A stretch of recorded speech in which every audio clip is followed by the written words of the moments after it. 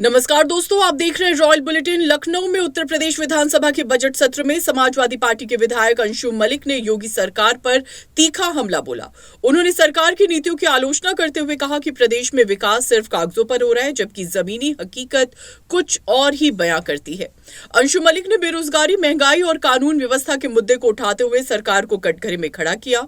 उन्होंने कहा कि सरकार बड़े बड़े दावे कर रही है, लेकिन असलियत ये है कि आम जनता महंगाई से त्रस्त है और युवाओं को रोजगार नहीं मिल रहा।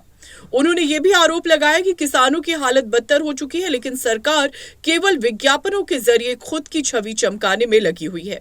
विधानसभा में समाजवादी पार्टी समेत विपक्ष ने सरकार को घेरने की पूरी कोशिश की। इस दौरान सत्ता पक्ष और विपक्ष के बीच तीखी नोकझोंक भी देखने को मिली। हालांकि सरकार की ओर से भी पलटवार किया गया और कहा गया कि विपक्ष बिना कारण सरकार की छवि खराब करने की कोशिश कर रहा है। माननीय आंसू मलिक जी। माननीय अधिष्ठाता महोदय जी, मैं आपका आभारी हूं कि आपने मुझे 2025-26 के बजट पर बोलने का अवसर दिया। मैं आपका धन्यवाद देता हूं। मैं आदरणीय नेताजी धरतीपुत्र मुलायम सिंह यादव जी को नमन करते हुए हमारे लीडर समाजवादी पार्टी के राष्ट्रीय अध्यक्ष आदरणीय श्री अखिलेश यादव जी, सहारनपुर की महान जनता और अपने विधानसभा क्षेत्र सहारनपुर देहात की महान जनता का आभार व्यक्त करता हूं, धन्यवाद देता हूं, जिनकी वजह से मैं आज इस सदन का सदस्य हूं। माननीय अधिष्ठाता महोदय जी, उत्तर प्रदेश सरकार द्वारा प्रस्तुत बजट गरीब, मजदूर, किसान, नौजवान, व्यापारी व आम जनता की उम्मीदों के विपरीत है।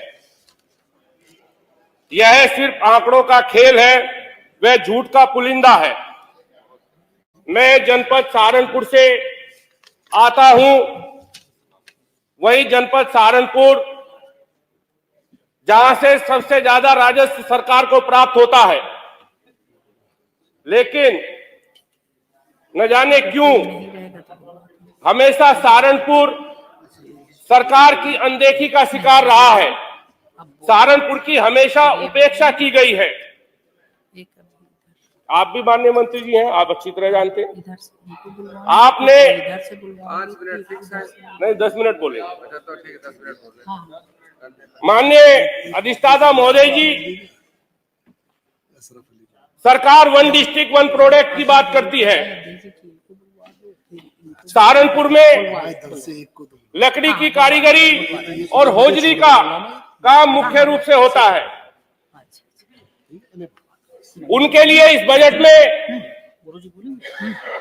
कोई भी प्रावधान नहीं है।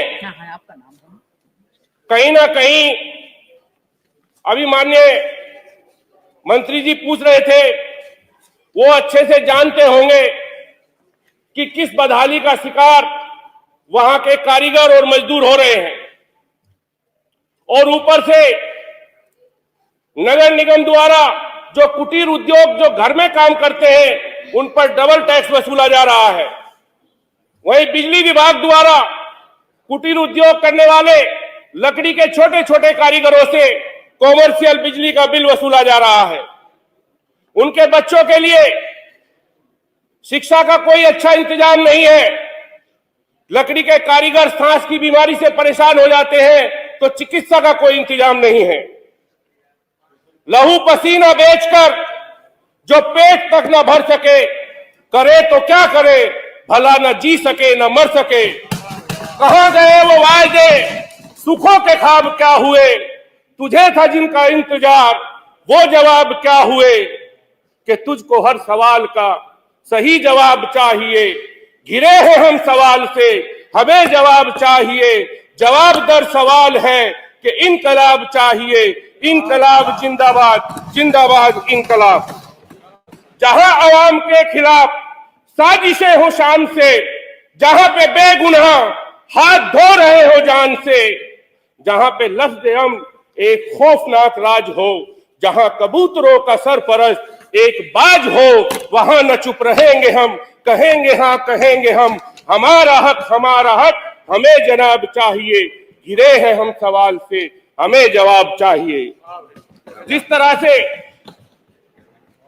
सहारनपुर में माननीय अध्यक्ष जी, ना तो वहां स्वास्थ्य के लिए कोई अच्छी व्यवस्था है। हमारी सरकार में मेडिकल कॉलेज इस उम्मीद के साथ शुरू किया गया था कि वहां पर जब कभी कोई गंभीर बीमारी से पीड़ित होता है, या तो उसे चंडीगढ़ जाना पड़ता है, या उसको देहरादून जाना पड़ता है, या दिल्ली जाना पड़ता है। वहां पर कोई भी गंभीर बीमारी के इलाज के लिए कोई सुविधा सहारनपुर को आज तक नहीं मिली। सहारनपुर में जैसे महत्वपूर्ण जिले में चिकित्सा सुविधाओं का अभाव बना हुआ है, मेडिकल कॉलेज में सुपर स्पेशलिटी सुविधाओं जैसे ऑन्कोलॉजी, नेफ्रोलॉजी, कार्डियोलॉजी आदि के लिए कोई ठोस प्रावधान नहीं है। और जो आयुष्मान कार्ड धारक है, जब वो आपातकाल इमरजेंसी में किसी दूसरे स्टेट में जैसे उत्तराखंड, दिल्ली या चंडीगढ़ जाते हैं, तो उनका आयुष्मान कार्ड एक्सेप्ट नहीं किया जाता, उनको इलाज नहीं दिया जाता। तो उनका आयुष्मान कार्ड एक्सेप्ट नहीं किया जाता, उनको इलाज नहीं दिया जाता, क्योंकि जो पहले से आयुष्मान कार्ड की योजना लंबे समय से जो वहां के लोग हैं, उनकी पेमेंट नहीं हुई है। इस कारण से उनको बहुत भारी समस्याओं का सामना करना पड़ता है। वहीं मेरी जो विधानसभा है, उसमें 2 बड़े ऐसे गांव हैं, एक भी नगर पंचायत नहीं है। मैं मांग करता हूं कि कैलाशपुर और गागालेडी को नगर पंचायत बनाया जाए, ताकि उनका अच्छे से विकास हो सके। जल शक्ति योजना के अंतर्गत जितनी लूट और भ्रष्टाचार सहारनपुर में हुई है, 7 विधानसभा में 5 सदस्य भारतीय जनता पार्टी के हैं और 2 सदस्य समाजवादी पार्टी के हैं।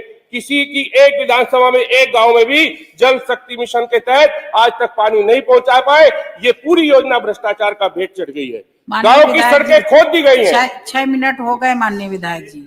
मैं वहां पर गांव सकलापुरी पड़ता है, 5 मिनट उस गांव में सबकी बात पूरी सड़कें खोद दी गई है। माननीय विधायक बेड़ा संदर सिंह, मैं ये 10 मिनट उनको दी थी, 2 मिनट को दीजिए। अकेले बोलने वाली थी नहीं, पूरे सदन में, और वो अपनी भाषा में नहीं बोली थी, तो उनको 10 मिनट इसलिए वहां पे नहीं माननीय वहां पर आयुष चिकित्सा को लेकर के